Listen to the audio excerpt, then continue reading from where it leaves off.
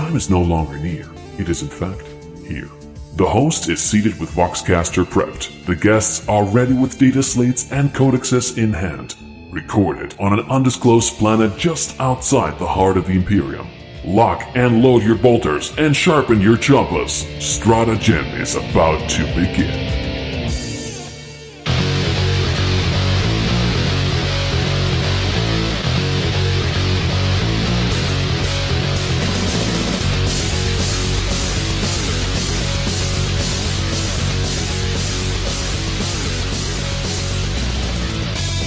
Thanks for tuning in to another episode of Stratagem, your weekly Age of Sigmar and Warhammer 40K strategy podcast. Today we're featuring Greg. Hi Greg, what brought you into the Astra Militarum? Well, to be fair, when you look at something like 40K, there's nothing more fun than just saying, yeah, I'm just going to run a bunch of dudes, just regular dudes, shooting at everything in the galaxy that wants to kill them. And what better way to do it than finding the cream of the crop? Yeah, 40K I've been a fan of for a long time. Right now, never hurts to do some sci-fi fun stuff. And Jess, you're back. You were on our other AM episode, the Adeptus Mechanicus. Why do you love the Guard? Tanks. Yes, there you go. Tanks. Oh, they're so impractical but so beautiful. And they're so lovely to paint, to model on. They're like real centerpieces. And then you get, I started with the infantry and then just spent so much time painting these models, putting them on the table, taking them off. No, tanks. Mm-hmm. Oh, yeah. Tanks are like the garden figure pieces. Like, everything else is built around them. They're just so damn pretty. Just set them on a spot and you're like, yep, that's mine. All right. Let's get into the core builds of your armies. Sentry going up!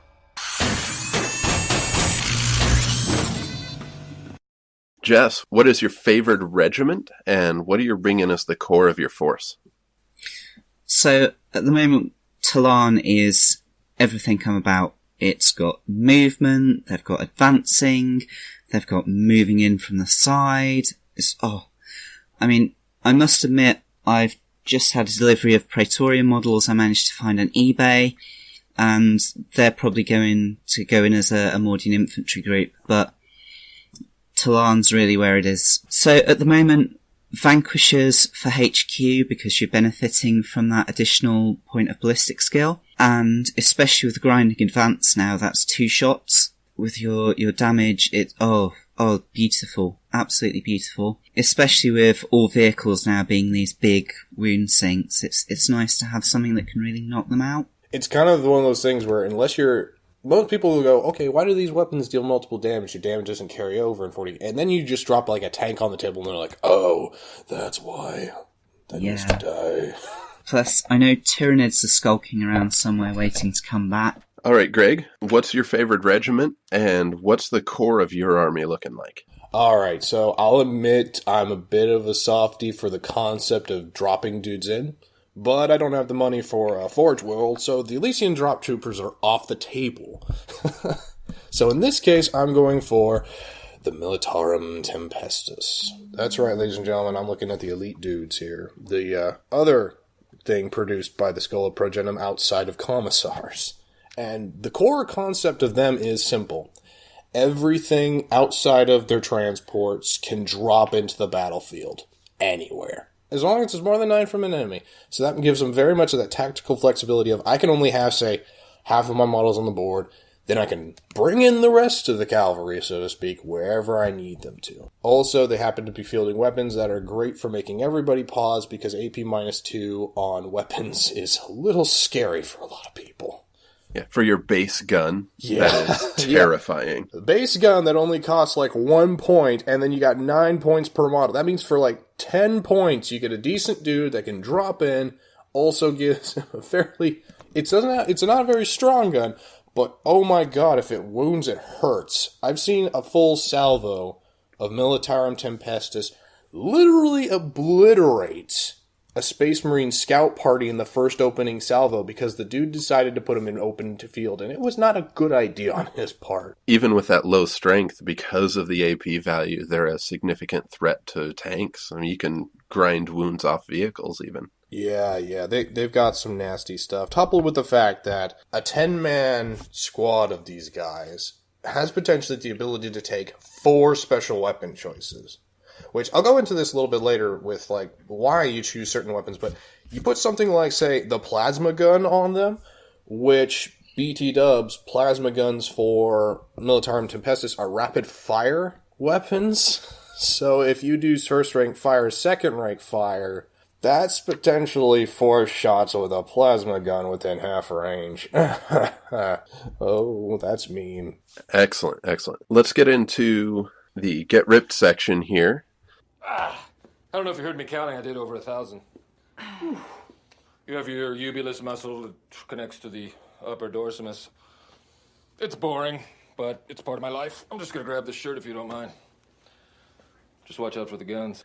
Jess, what are you bringing in to bring your Talarn up to the next level?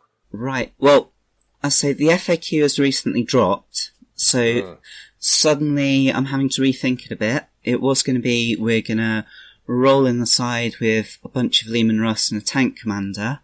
Now you can only take 1 tank unit, so I think that's going to have to be Hellhounds. I believe it's the Banewolf, which gets your destroying armor up close, and 3 of those as 1 unit coming on the side whilst your standard battle cannons are blasting down range is just fantastic. That sounds good. It does sound good. That sounds really good. It might not work half the time, but that's going to give anyone a headache. Yeah, and the other half of the time, it's going to be glorious, but that's half the fun. Well, and you could escort them with some flamer vets if you're putting them in a spot where they might get charged. Give them a little bit of bubble wrap. Yeah, but vets aren't tanks. That's very fair. She got you there, Josh. She got you there. No, combined arms is for people who want to win. Tanks are for people who want to be cool.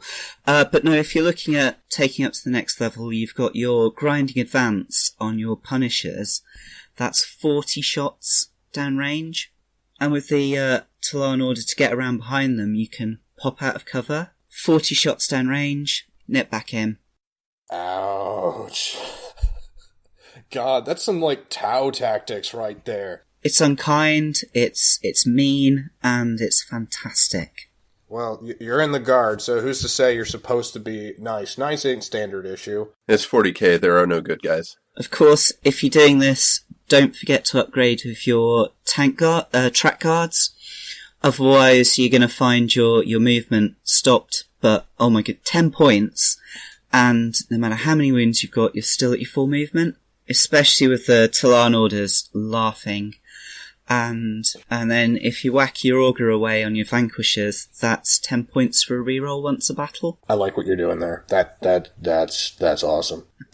All right, Greg, you've got your rich kids with parachutes, and they're being accompanied by their fast cars with big guns. Oh, trust me, they're not quite that rich, but you're not far off, I guess. Sorry, 4+ save and they're not that rich. Yeah, yeah, fair. I'll give you that. 4+ save, which is about as good as anybody in the Guard is going to ever get. And you can take cover to make it up to a 3+, and then sit in cover, so you're looking at a 2+ save. Yeah, I know, but... With a higher concentration of plasma than a Terminator squad? Yeah, that too. Yeah, I see your points. Well taken, I understand that. What are you bringing in to complement those fast cars and parachuting dudes? Well, I know this sounds weird, but hilariously enough, Valkyries. 1 or 2 Valkyries or so. And let me tell you why. Because rich kids need private jets? No, more like rich kids need to be able to get closer to people. Because of the nature of how the Militarum Tempestus regiment works, if the detachment you have is all of the Tempestus guys, they get access to their regiment ability. That's it. But the thing is with their regiment ability, it only works if they're within half range of any of their weapons. You take, for example, your basic hotshot lasgun, which is the scary AP-2 weapon that they have at base. They only have a range of 18 inches. And given that how grav shoots work, you have to be more than 9 inches away from any enemy model, and you can't do any further movement from there. So as a result, you drop in a bunch of dudes hoping to get a ton of shots downrange at them, or to activate your regiment, you're unfortunately just out of range as a result. Combine it with the fact that first rank fire, second rank fire is really super effective, primarily when you are within that half range for rapid fire weapons. So instead of just the 2 shots you're now getting 4. So to offset that, most people go, well, what if you disembarked and from like a transport or something? Problem is with the disembarking rule at face value is your fancy cars with the Gatling guns and the missiles and the other blah blah blahs, you have to disembark from at the start of movement.